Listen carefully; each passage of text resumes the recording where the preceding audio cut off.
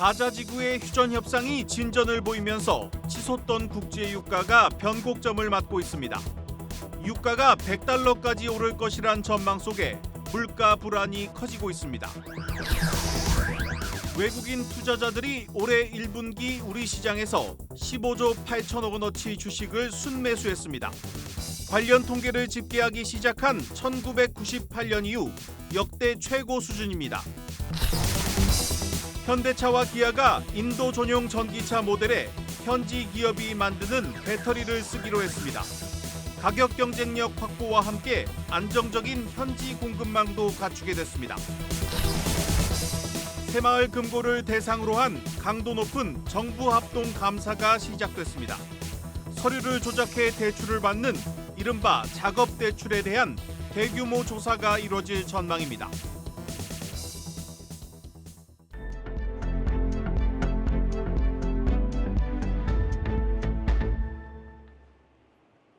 뉴스플러스 시작합니다. 국제 유가가 치솟으면서 물가 불안이 커지고 있습니다. 이 배럴당 100달러를 넘어설 것이란 전망 속에 미국 연준이 기준금리를 내리기가 더 어려워질 것이란 분석도 나오고 있습니다. 그런데 변수가 하나 등장했습니다. 이 가자 지구 휴전 협상이 진전을 보이고 있다는 소식에 원유 선물이 하락하고 있습니다. 이 하나의 변곡점이 될 수 있을지 신인규 기자가 살펴봤습니다. 5거래일 연속 올랐던 브렌트유 선물이 배럴당 90달러 아래로 다시 내려왔습니다. 미국 서부 텍사스산 원유 선물도 한때 85달러 선을 밑돌았습니다. 국제유가 하락 반전 계기는 중동에서 나왔습니다. 현지 시간 7일 이스라엘군이 팔레스타인 남부 가자 지구에서 철수한 것이 계기로 작용했습니다. 이스라엘과 하마스는 현재 미국과 중동 인접 국가 등과 함께 휴전 협정을 진행 중인데 이스라엘군의 철수가 휴전 기대를 불러일으킨 겁니다. 알자지라는 이집트에서 열린 휴전회담에 진전이 있었고 앞으로 이틀 안에 최종 협정안을 위한 추가 회동이 있을 것이라고 보도했습니다. 다만 가자지구 철수 이후 나온 이스라엘 고위급들의 발언을 살펴보면 협정 타결까지는 난항이 예상됩니다. העברתי לקהילה הבינלאומית, לא תהיה הפסקת אש בלי החזרת חטופים. הכוחות יוצאים החוצה ונערכים למשימות ההמשך שלהם. 앞으로 살펴봐야 할 것은 이스라엘의 지상군 재배치 여부, 그리고 이스라엘에 대한 이란의 보복 공격이 어느 수준으로 이뤄질지입니다. 이달 초 시리아에 위치한 이란 영사관 피격으로 이란 군부 요인이 사망한 가운데 이란은 이스라엘을 배후로 지목하고 보복을 천명했습니다. 미국 역시 이번 주 중 이란의 도발이 있을 것으로 보고 중동 지역 미군 자산에 대한 경계 태세를 강화했습니다. 시장에서는 친이란 세력을 통한 이스라엘 제외 공간 공격이 유력할 것으로 전망합니다. 이란과 이스라엘 모두 국군을 걸어야 하는 전면전은 쉽지 않겠지만 이란의 보복이 예상을 넘어선다면 반짝 진정세를 보인 유가가 다시 뛸 가능성도 여전히 배제할 수는 없는 상황입니다. 한국경제TV 신인규입니다. 돌아온 고유가는 우리 경제에도 큰 위협이 되고 있습니다. 아시안 플러스 3의 경제조사기구 암로가 처음으로 올해 우리나라의 물가 전망치를 2.5%로 높여 잡았습니다. 유가와 환율이 뛰면서 물가까지 오르는 이른바 3고 현상에 대한 우려가 나오고 있습니다. 전민정 기자입니다. 아세안 플러스 3 거시경제조사기구 암로가 제시한 올해 우리나라 물가 상승률 전망치는 2.5%. 1년 전 전망 때보다 0.3%포인트 높여 잡은 수치입니다. 반도체 경기 회복에 따른 수출 증가세를 반영해 올해 성장률을 기존 전망치와 같은 2.3%로 유지한 것과는 대조적입니다. 고물가가 다시 한국 경제의 최대 복병으로 등장한 겁니다. 실제 국제유가는 배럴당 100달러 돌파 가능성까지 점쳐지면서 국내 석유류 제품 가격 상승을 부채질하고 있고 지난해 말 달러당 1289원까지 내렸던 환율도 1350원대까지 뛰며 수입 물가에 부담을 주고 있습니다. 암로는 지정학적 위험과 원자재 가격 상승 등을 경기 하방 요인으로 제시하며 현재의 긴축적 통화 정책을 유지하며 물가 수준에 따라 유연하게 대응해야 한다고 권고했습니다. 다시 3%대로 올라선 소비자 물가. 물가를 관리해야 하는 한국은행도 선뜻 금리를 낮추기 어려운 상황이 됐습니다.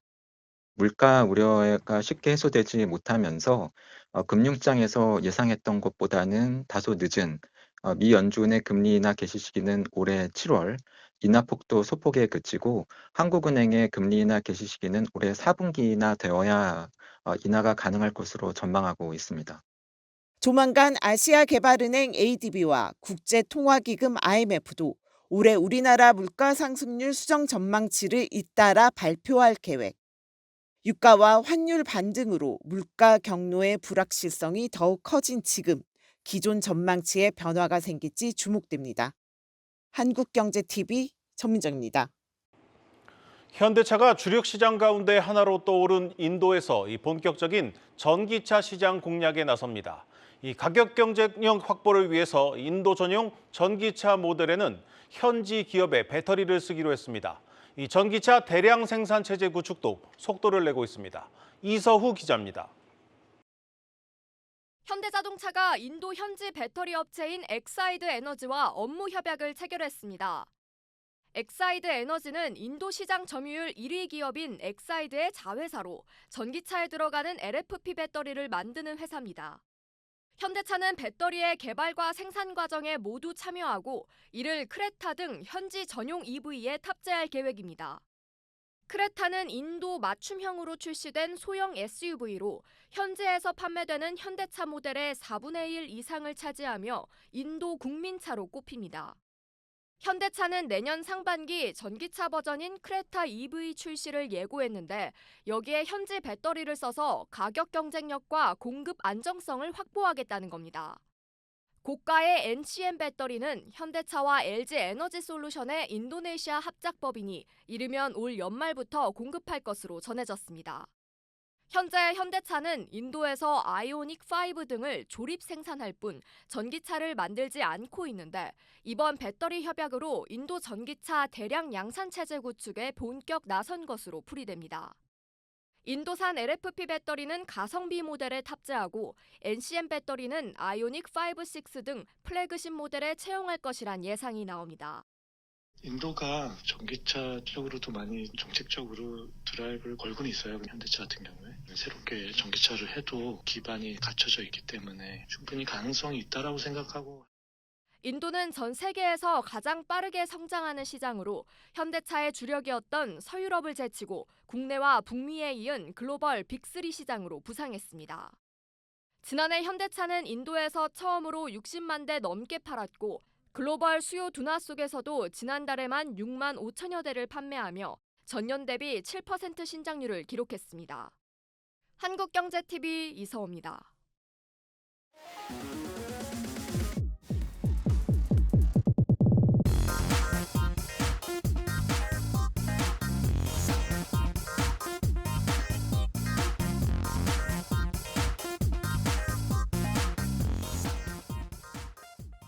이슈 플러스 시간입니다. 경제부 장슬기 기자 나왔습니다. 장 기자, 오늘 들고 나온 이슈는 뭡니까? 네, 오늘 이슈 주인공은 그간 말도 많고 탈도 많았던 바로 새마을금고입니다. 금융당국이 오늘부터 2주간 정부 합동으로 새마을금고 현장 감사에 나섭니다.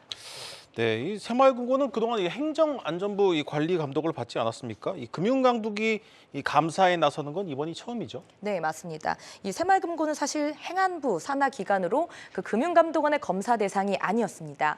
하지만 그간 새마을금고에 대한 부실 우려가 커지고 또 편법 대출 논란까지 일면서 이 보다 좀 전문적인 검사와 감독이 필요하다는 지적이 제기돼 왔습니다.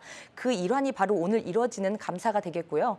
또 행안부를 포함해 금감원, 예금보험공사, 새마을금고 중앙회까지 합동으로 나서는 첫 감사가 되겠습니다. 네, 사실 새마을금고를 둘러싼 이슈는 상당히 여러 가지가 있습니다. 이번에는 좀 어떤 것들을 좀 중점적으로 보는 겁니까? 아무래도 가장 중요한 것은 건전성입니다. 불과 2년 전만 해도 3%대였던 새마을금고 연체율은 올해 들어서 7%대로 치솟으면서 일부 금고들의 부실 우려가 커졌습니다. 이 때문에 이 리스크 관리를 잘하고 있는지 건전성 현안 점검이 좀 우선될 전망이고요. 여기에 지난주 이 양문석 후보의 편법 대출 논란까지 터진 만큼 유사한 한 사례의 사업자 대출이 더 없는지도 살펴볼 것으로 보입니다.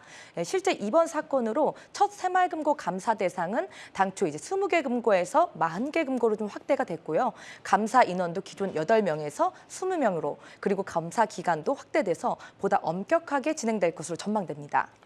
네, 지난해부터 유독 이 새마을금고를 둘러싼 사건 사고가 끊이질 않습니다. 뱅크런, 부동산 PF 부실, 횡령 등 여러 사고가 있는데 이런 상황들이 계속 이어지는 이유는 뭡니까? 네, 앞서 말씀드린 대로 그간 금감원이 직접 관리 감독을 하지 않았기 때문에 좀 한계가 있다, 이런 지적도 있습니다. 하지만 전문가들은 새마을금고 논란의 가장 궁극적인 원인으로 왜곡된 구조를 꼽습니다. 이 새마을금고는 지역 조합이라는 특성상 이사장의 권한이 막강합니다. 이 새마을금고법에 따르면 이사장은 금고 업무 총괄은 물론이고 직원 임명권까지 갖고 있어서 그야말로 실세나 마찬가지입니다. 이 때문에 깜깜이 대출이 충분히 가능하다, 이런 구조라는 지적입니다. 네. 실제 지난 2017년부터 2023년 8월까지 최근 이 7년간 새마을금고의 임직원 횡령은요 95건, 그리고 피해액만 643억 원 규모에 달하는데요. 여기에도 이사장의 권한 문제가 원인으로 꼽힙니다. 이 이사장의 임기는 4년으로 임기가 끝나면 2번이나 연임이 가능해서 최대 12년까지 자리를 지킬 수 있습니다. 그리고 연임을 모두 했다 하더라도 상근이사로 등재해서 영향력을 행사할 수 있기 때문에 사실상 내부에서 문제를 인식했더라도 제보하기가 좀 쉽지 않은 그런 상황입니다. 네, 이 내용을 들어보니까 아무리 정부 합동 감사를 한다고 해도 이 근본적인 좀 구조를 바꾸지 않고는 또 이 사건이 생길 것 같다, 이런 좀 합리적인 의심이 듭니다. 네, 새마을금고에서도 이런 문제를 사실 인지하고 본격적인 쇄신에 돌입을 했습니다. 먼저 중앙회장의 권한을 좀 분산하기 위해서 60년 만에 처음으로 회장 선거를 직선제로 좀 변경하기도 했고요. 중앙회 최초로 리스크 기능을 담당하는 리스크 관리 최고 책임자가 신설되기도 했습니다. 또 상시 감독, 검사 체제를 통해서 위험이 큰 금고에 대한 검사 역량도 집중하기로 했습니다. 하지만 아까 말씀드린 듯이 당국이 편법으로 이뤄진 사업자 대출까지 전수조사에 나선 만큼 추가적인 사례들이 적발되면 감독 이관에 대한 문제도 또다시 불거질 것으로 보입니다. 네, 잘 들었습니다. 이슈 플러스 경제부 장슬기 기자였습니다.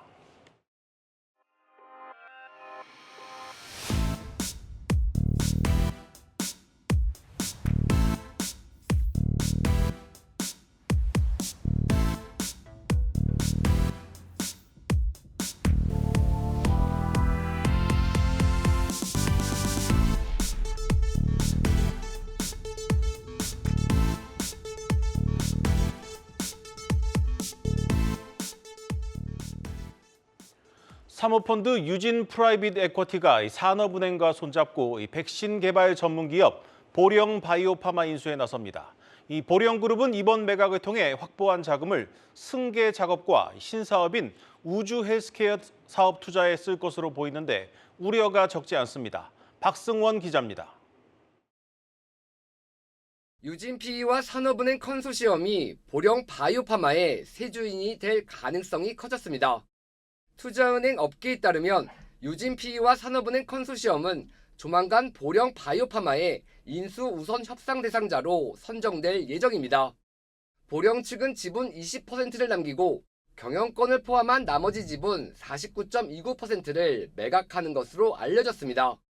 매각 이후에도 회사가 더 성장할 것이라 판단한 보령그룹 측과 전략적 투자자가 필요한 유진PE와 산업은행 컨소시엄의 계산이 맞아떨어진 것으로 풀이됩니다. 양측이 협의하고 있는 보령 바이오파마의 기업 가치는 4천억 원 중반대로 만약 최종 매각으로 이어질 경우 보령그룹은 3,500억 원의 자금을 손에 넣게 됩니다. 이 자금은 오너 3세인 김정균 보령홀딩스 대표의 승계 작업에 우선 사용되고 남은 자금은 보령그룹의 우주 헬스케어 사업 투자에 활용될 것이란 시각이 우세합니다. 이 가운데 우주 헬스케어 사업의 경우 지난 2022년 김정균 대표가 취임 이후 공식화한 데 이어 이미 올해 주주총회에서도 해당 사업에 속도를 내겠다고 밝힌 바 있습니다. 실제 보령은 2022년 미국 상업용 우주정거장 건설 기업인 엑시엄 스페이스에 우리 돈 780억 원을 투자해 지분 2.68%를 확보했습니다.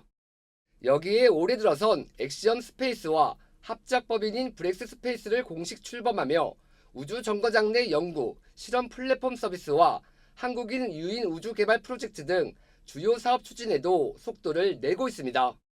우주에서 새로운 가치를 만들겠다는 포부이지만 여전히 김 대표의 행보를 우려하는 시각도 적지 않습니다. 우주 헬스케어 사업에서의 수익성을 낼 수 있을지 여전히 의문인데다 막대한 투자에 따른 재무 변동성 확대, 본업인 신약 개발이나 의약품 판매 소홀에 따른 기업 경쟁력 하락이 우려스럽다는 지적입니다. 기술적인 그러한 고도화도 물론 필요하고 규모 자체가 워낙 크다 보니까 기존에 있던 대기업에서도 진출했다가 별로 재미를 보기 어려운 항공산업은 또 완전히 다른 분야거든요. 그런 부분들에 아무래도 집중하다 보면 경영진들 자체도 사실 본업 쪽에 신경을 덜 수밖에 없는 그런 구조이지 않을까. 지난 2022년 이후 3번의 무산을 겪은 후 4번째 매각을 시도 중인 보령 바이오파마. 이르면 이번 주 내 우선 협상 대상자를 선정하고 오는 6월 본계약이 체결될 것으로 예상되고 있습니다. 한국경제TV 박승원입니다. 금융당국이 은행들에게 주택담보대출 고정금리 비중을 30% 이상으로 높이라고 주문하면서 우려의 목소리가 나오고 있습니다. 은행들이 고정금리 대출을 늘리기 위해 다른 대출 상품의 금리를 올릴 수밖에 없다는 겁니다. 김보미 기자입니다. 가계대출 질적 구조를 개선하겠다며 금융당국이 내놓은 새로운 행정 지도안입니다. 올해 말까지 은행권은 순수 고정금리형과 주기형 고정금리형 상품 비중을 30% 이상으로 끌어올려야 합니다. 지난해 말 기준 은행권에서 취급한 주택담보대출 가운데 이를 만족하는 비중은 약 18%. 앞으로 12%가량, 대출 잔액으로 보면 약 50조 원가량을 고정금리형으로 채워야 한다는 의미입니다. 전문가들은 차주들의 선택권 제한과 더불어 자칫 변동금리형과 혼합금리형 대출금리가 오르는 왜곡 현상이 나타날 수 있다고 우려합니다. 은행권에서 가상금리 조정을 통한 비중 조절에 나설 수 있기 때문입니다. 금리가 인하된다든지 인하가 기대된다든지 이럴 때는 사람들이 이제 변동금리를 선호하기 때문에 고정금리형 비중 확대가 차주와 사회 전반에 미칠 영향도 고려해볼 부분인데 통화정책 효과를 반감시킬 수 있다는 지적이 대표적입니다. 고정금리 주택담보대출이 많이 취급되는 국가에서는 다양한 단점들도 제기가 되고 있습니다. 예를 들면 변동금리 주택담보대출 같은 경우에는 경기 침체 시에 중앙은행이 금리를 낮추면 대출 금리도 낮아지기 때문에 차주들로 하여금 경기 변동에 더 대응할 수 있는 대응력을 주고 실제로 고정금리형이 90% 이상을 차지하는 미국에선 낮은 금리로 대출을 받았던 주택 소유주들이 매물을 내놓지 않아 금리 인상기에도 주택 가격이 오르고 있다며 30년 고정금리 모기지가 주택시장 불평등의 원인이라는 지적이 제기되기도 했습니다. 금융당국은 고정금리형 비중을 높이도록 유도하기 위한 행정 지도일 뿐 목표에 도달하지 못했다고 해서 해당 은행에 불이익을 주진 않는다는 입장. 대출 상품을 다양화한다는 측면에선 긍정적이지만 고정금리형을 만능 해법으로 바라보는 시각에는 변화가 필요하다는 지적이 나옵니다. 한국경제TV 김보미입니다. 일본 엔화로 미국 국채 투자에 나섰던 국내 투자자들의 시름이 깊어지고 있습니다. 미국이 기준금리를 내리면 미국 국채 가격과 엔화 가치가 동시에 올라서 이중으로 수익을 낼 것이라고 기대했지만 지금 상황이 정반대로 돌아가고 있습니다. 김동화 기자입니다. 1년 전부터 유명 블로그와 유튜브를 통해서 주목받았던 일본 엔화로 미국 국채 투자하기. 미국이 올해 세 차례 금리 인하를 시사한 가운데 일본이 17년 만에 마이너스 금리 탈출을 선언하자 개인 투자자들은 올해 들어서만 관련 ETF를 약 5천억 원 넘게 순매수했습니다. 미국이 금리를 내리면 해당 ETF가 투자하는 미 국채 가격은 오르고 일본이 금리를 올리면 엔화 가치가 상대적으로 오르면서 ETF 투자금 회수 때 환차익까지 노릴 수 있어 투자자들이 몰리기 시작한 겁니다. 하지만 개인 투자자들의 예상과 달리 미국의 금리 인하 가능성이 불투명해지고 엔화의 가치는 달러 대비 오히려 약세가 나타났습니다. 투자에 나섰던 거시 지표가 실제로는 정반대로 움직인 겁니다. 시장에서는 오는 10일 발표되는 3월 CPI를 연 3.5%로 추정하고 있습니다. 연 2%대라는 연준의 목표치를 여전히 한참 웃도는 수준입니다. 물가 지표와 함께 연준 고위 인사들의 엇갈리는 발언에 이제 6월 기준금리는 인하가 아니라 동결 확률이 40%대까지 올라갈 정도입니다. 여기에 이스라엘과 이란의 분쟁 격화로 국제 유가까지 오름세를 타면서 시간이 갈수록 금리 인하에 대한 기대감은 낮아지고 있습니다. 엔화 강세 역시 미국이 본격적으로 금리 인하에 나서야 본격화될 것으로 내다보고 있습니다. 일본이 긴축을 단행했던 유일한 시기에도 엔화는 약세를 보였고 이후 본격적인 강세를 보이기 시작했던 시점도 1%포인트 수준의 금리를 인하한 이후였다는 겁니다. 결국 이 같은 시장 흐름에 개인 자금이 몰렸던 ETF들은 상장 이후 많게는 50% 넘는 손실을 보고 있습니다. 금리 차가 좁혀질 것만 믿고 환차익까지 겠다고 투자하는 것은 엔화로 미국 국채에 투자를 하는 것도 마찬가지로 환차손을 입을 가능성이 있죠. 중장기적으로는 두 나라 경제 그런 것을 다 고려해서 투자를 해야 된다.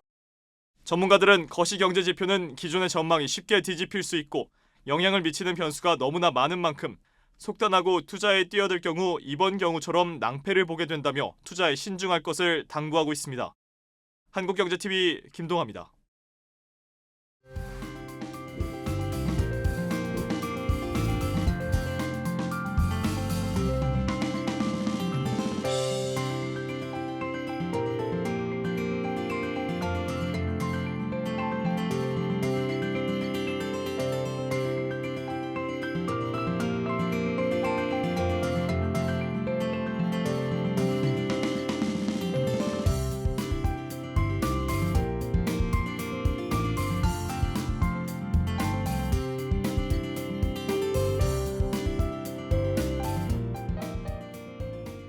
오늘 준비한 뉴스 플러스는 여기까지입니다. 함께해 주신 여러분 고맙습니다.